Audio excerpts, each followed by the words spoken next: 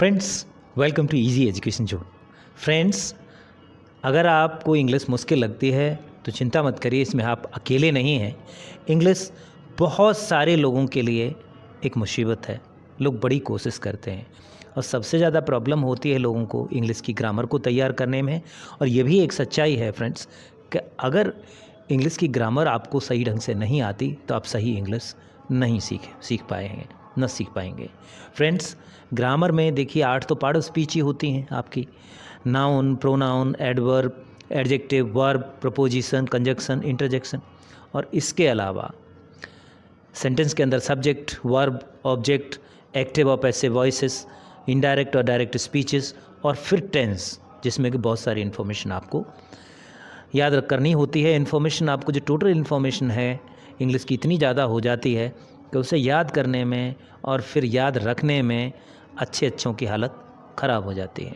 Friends, जब ये हाल बड़ों का है तो आप सोच सकते हैं कि बच्चों के लिए तो इंग्लिश को सीखना एक पहाड़ को ऊपर चढ़ने से कम नहीं है। इंग्लिश बच्चों को बहुत सा टेंशन देती है फ्रेंड्स, लेकिन इसमें गलती इंग्लिश की नहीं है, दोष इंग्लिश का नहीं है। बेसिकली दोष है हमारे इंग्लिश सीखने और सिखाने वाले मेथड्स का, जो ज़्यादातर आपको सारी चीज़ें याद करने पर जोर देते हैं और बहुत सारे रूल्स बताते हैं। इतने सारे रूल्स को याद करना और याद रखना संभव नहीं है फ्रेंड्स। इसीलिए बहुत सारे लोग इंग्लिश से डरते हैं, लेकिन हमें पूरा भरोसा है कि इस वीडियो को देखने के बाद आपका ये डर ख़त्म हो जाएगा और इंग्लिश आपके लिए काफ़ी आसान आपको लगेगी फ्रेंड्स। और आपका जो सोच है वो बदल जाएगा। आपकी स्पिरिट इस वीडियो को देखने के बाद लगभग कुछ इस तरह की होगी कि आपके अंदर जोश होगा और आपके अंदर कॉन्फिडेंस होगा। फ्रेंड्स, आइए आपको इंग्लिश सिखाने के एक नए रास्ते पर लेके चलते हैं। आपको कुछ भी याद रखने की ज़रूरत नहीं है। आपको मतलब मेरा कहने का है, याद रखने की कोशिश नहीं करनी है। चीज़ें अपने आप ही आपके पास याद होंगी, अपने आप ही आपको याद हो जाएंगी कि हम इतने आसान तरीके से आपको चीज़ें बताने जा रहे हैं। फ्रेंड्स, सबसे पहले बात आती है कि अंग्रेजी है क्या। अंग्रेजी भी हिंदी की तरह एक भाषा ही तो है। और भाषा की ज़रूरत हमें क्या होती है, भाषा का इस्तेमाल हम किसके लिए करते हैं। फ्रेंड्स, भाषा का इस्तेमाल हम किसी के बारे में कुछ कहने के लिए, कुछ लिखने के लिए और बात करने के लिए करते हैं। देखिए, यहाँ लिखे हुए हम सेंटेंसेस को देख लेते हैं फ्रेंड्स। राम दिल्ली में पढ़ता है। दिल्ली एक बड़ा शहर है। राम के पास एक कार है, कार तेज़ चलती है। पहले सेंटेंस में हमने राम के बारे में बताया कि वो दिल्ली में पढ़ता है। दूसरे सेंटेंस में दिल्ली के बारे में बातें की हैं कि दिल्ली एक बड़ा शहर है। तीसरे सेंटेंस में हमने बताया है कि राम के पास एक कार है, यानी फिर से राम के बारे में बात की है।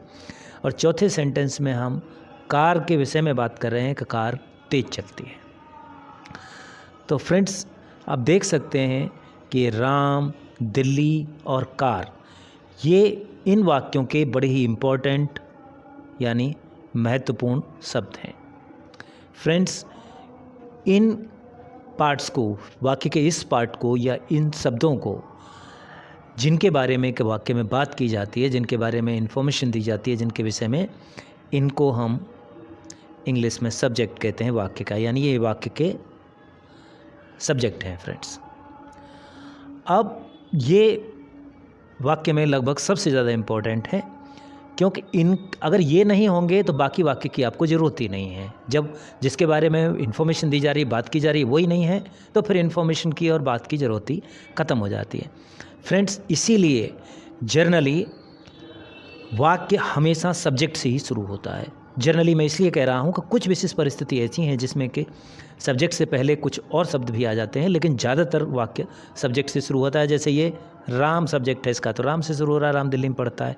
यहाँ पे दिल्ली सब्जेक्ट है, यहाँ पे फिर से राम सब्जेक्ट है, यहाँ पे कार सब्जेक्ट है। तो अगला जो इम्पोर्टेंट जानकारी है वो ये है कि वाक्य हमेशा सब्जेक्ट से शुरू होता है। अब फ्रेंड्स, बात आती है कि हमारे पढ़ाने के तरीके में सब्जेक्ट को बताया क्या गया है। याद कीजिए कि आपको सब्जेक्ट क्या बताया गया था। आपको फ्रेंड्स सब्जेक्ट बताया गया था कि सब्जेक्ट को कर्ता कहा जाता है हिंदी में। कर्ता का मतलब है काम करने वाला। अच्छा, चलिए अब इन सेंटेंसेस को एक बार फिर हम देख लेते हैं पहला सेंटेंस है राम दिल्ली में पढ़ता है, तो फ्रेंड्स काम हो रहा है, इसमें पढ़ने का काम हो रहा है, तो यहाँ पे राम काम करने वाला है तो राम करता हो गया। दूसरा सेंटेंस है दिल्ली एक बड़ा शहर है, फ्रेंड्स इसमें कोई भी काम नहीं हो रहा। तीसरा सेंटेंस है राम के एक पास एक कार है, इसमें भी कोई काम नहीं हो रहा, इसमें बस जानकारी दी जा रही है। तीसरा सेंटेंस है कार तेज चलती है, तो यहाँ पे फिर से काम हो रहा है और यहाँ पे कार इसका करता है, यानी काम करने वाली है। तो फ्रेंड्स पहले सेंटेंस और लास्ट सेंटेंस को छोड़कर बाकी बीच के 2 सेंटेंसों में कोई काम ही नहीं हो रहा है, यानी यहाँ पे कोई कर्ता हो ही नहीं सकता। इसका मतलब यहाँ पे कोई सब्जेक्ट नहीं है, लेकिन ये सही नहीं है। हम पहले ही देख चुके हैं, ऊपर देख चुके हैं कि इन सभी सेंटेंसेस में सब्जेक्ट हैं और इन बीच के दोनों सेंटेंसेस में भी पहले में दिल्ली और दूसरे में राम सब्जेक्ट है। तो फ्रेंड्स आप कहेंगे अगर हम सब्जेक्ट को कर्ता न माने जैसा हमें बताया जाता है, फिर सब्जेक्ट को क्या माना जाना चाहिए? तो फ्रेंड्स बहुत सिंपल मानिए, एक्चुअली हम पढ़ाई को कभी कभी बड़ा मुश्किल बना देते हैं। जैसी हमने आपसे बात की थी कि सब्जेक्ट, वाक्य का सब्जेक्ट क्या है? वाक्य का सब्जेक्ट वही है जिसके बारे में बात की जा रही है, जिसके विषय में बात की जा रही है। जैसे कि यहाँ पर राम है, यहाँ पर दिल्ली है, यहाँ पर फिर से राम है, यहाँ पर कार है। और ऐसे भी सब्जेक्ट का जो मतलब है, इंग्लिश के सब्जेक्ट का हिंदी में मतलब विषय भी है, यानी जिसके विषय में बात की जा रही है वो वाक्य का सब्जेक्ट है। फ्रेंड्स अब हम इस सब्जेक्ट को थोड़े से दूसरे एंगल से देख लेते हैं। सब्जेक्ट राम, राम क्या है? एक व्यक्ति है। दिल्ली, दिल्ली क्या है? एक स्थान है। कार क्या है? एक वस्तु है, यानी वक्त, एक व्यक्ति, स्थान या वस्तु, या इंग्लिश में हम कहें अ पर्सन, प्लेस और अ थिंग। पर्सन, प्लेस और अ थिंग। अच्छा फ्रेंड्स, इन वर्ड्स को देख के आपको क्या किसी चीज़ की याद आती है जो आपने कभी पढ़ा है? चलिए मैं बता देता हूँ। ये बेसिकली नाउन्स हैं, यानी संज्ञा, हिंदी में से बोलते हैं हम। तो फ्रेंड्स अब एक चीज़ और आपके लिए क्लियर हो गई कि हमने देखा है कि जो सब्जेक्ट हैं, सारे के सारे सब्जेक्ट हैं वो नाउन्स हैं, यानी सब्जेक्ट की जगह पर नाउन आ रहा है।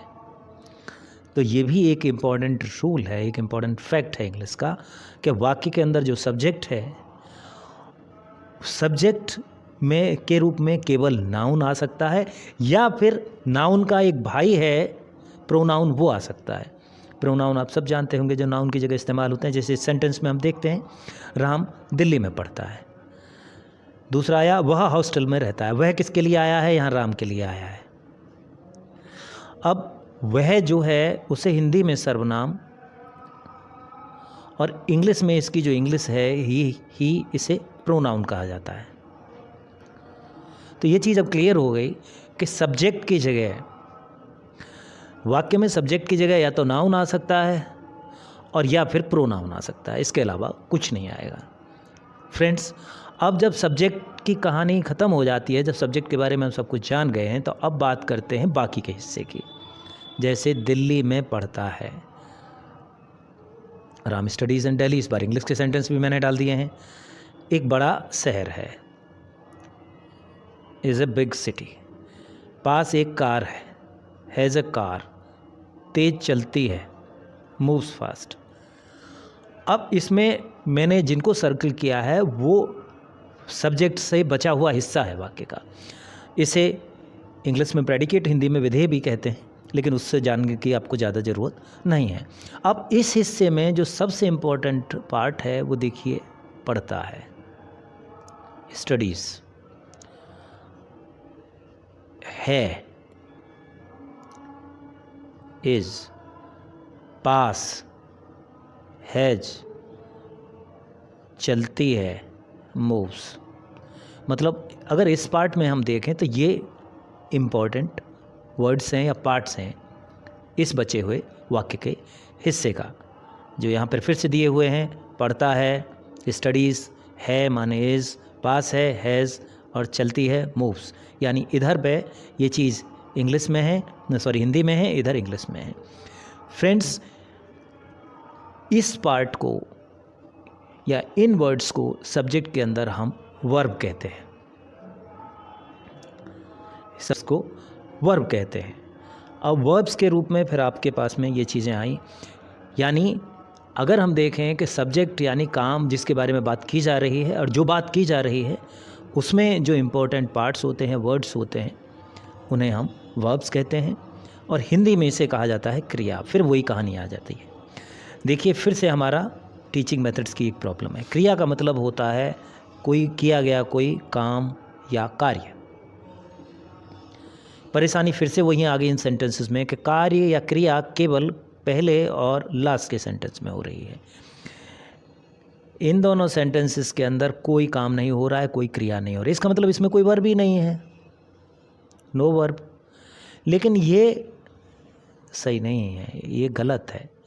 इनमें सभी में वर्ब है, जो हम पहले देख चुके हैं। ये इनकी वर्ब्स हैं, है और इज या से। ये रहा।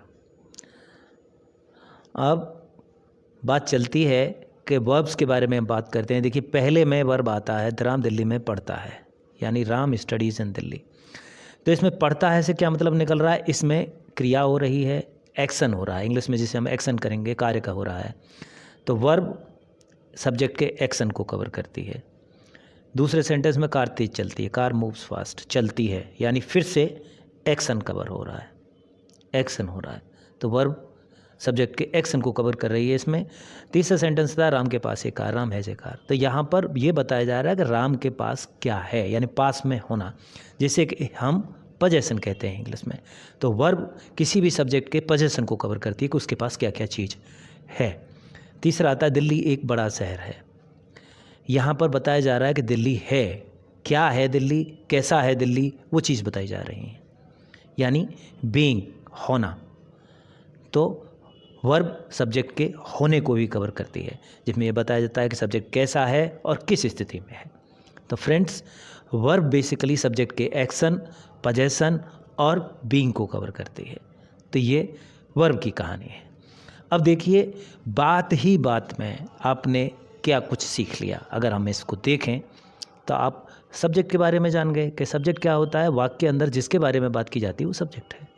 दूसरी चीज़ आप ये भी आपकी जानकारी में है कि सब्जेक्ट जनरली अक्सर मतलब ज़्यादातर सबसे पहले आता है वाक्य के अंदर। तीसरी जानकारी आपके पास अभी ये है कि सब्जेक्ट के रूप में केवल नाउन्स और प्रोनाउंस इस्तेमाल हो सकते हैं।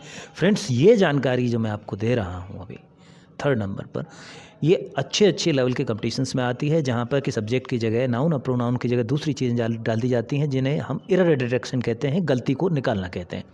तो वहाँ पे आप गलती को निकाल पाने में सक्षम तभी होंगे, तब ये जानेंगे कि सब्जेक्ट की जगह नाउन और प्रोनाउन से अलग कुछ नहीं आ सकता। फ्रेंड्स, चौथी चीज़ आपने जो सीखी है, ओनली 3 टाइप्स ऑफ प्रेडिकेट्स, यानी वर्ब केवल सब्जेक्ट के 3 चीज़ों को कवर करती है। अभी तक इतना ही आपको बता रहे हैं, जो हैं वर्ब सब्जेक्ट का एक्शन, सब्जेक्ट का पोजेशन और सब्जेक्ट की बीइंग। ये प्रेडिकेट के अंदर होती है वर्ब। 5वीं चीज़ आपने सीखी कि सेंटेंस के अंदर जो सबसे इम्पॉर्टेंट पार्ट्स हैं, सेंटेंस यानी वाक्य के अंदर जो सबसे इम्पॉर्टेंट पार्ट हैं, वो केवल सब्जेक्ट हैं और वर्ब है। और बाकी के जो पार्ट स्पीच हैं, जैसे एडजेक्टिव है आपका, और आपका ये एडवर्ब है, और प्रपोजिशन है, और कंजक्शन है, इंटरजेक्शन भी हो, वो केवल इन दोनों की सपोर्ट में आते हैं, इन दोनों की हेल्प के लिए आते हैं। तो ये सारी जानकारी आपने अभी तक इस वीडियो में सीख ली है। हम इस वीडियो को यहीं पर ख़त्म करते हैं। फ्रेंड्स, हमें केवल एक बात बताइए कि क्या हमने जो कुछ आपको बताया वो बहुत मुश्किल था? क्या वो आम या कॉमन नॉलेज नहीं है? क्या इसको याद रखना इतना मुश्किल है? फ्रेंड्स, अब आपका रिएक्शन क्या है? क्या आपका रिएक्शन इस पिक्चर फ़ोटो की तरह का है? ये तो केवल एक डेमोन्स्ट्रेशन था, यानी आपके लिए एक ट्रेलर था। लेकिन ये भी सच है कि इंग्लिश के ज़्यादातर कंसेप्ट्स को बड़ी आसानी से इसी तरह से एक्सप्लेन किया जा सकता है। तो फ्रेंड्स, अगर आप इंग्लिश को सीखना चाहते हैं बगैर डर के, आसानी से, बगैर प्रेशर के, बगैर स्ट्रेस के, तो प्लीज़ हमारे साथ जुड़िए, ईजी एजुकेशन जोन चैनल से जुड़िए, और अपने दूसरे जानने वालों को भी जो इंग्लिश को सीखने की इच्छा रखते हैं, उनके साथ भी हमारे चैनल को शेयर कीजिए, जिससे कि ज़्यादा से ज़्यादा लोगों को इस चीज़ का लाभ मिल सके। फ्रेंड्स, अब अगली वीडियो में मिलते हैं, तब तक के लिए गुड बाय, यानी आपसे विदा लेते हैं।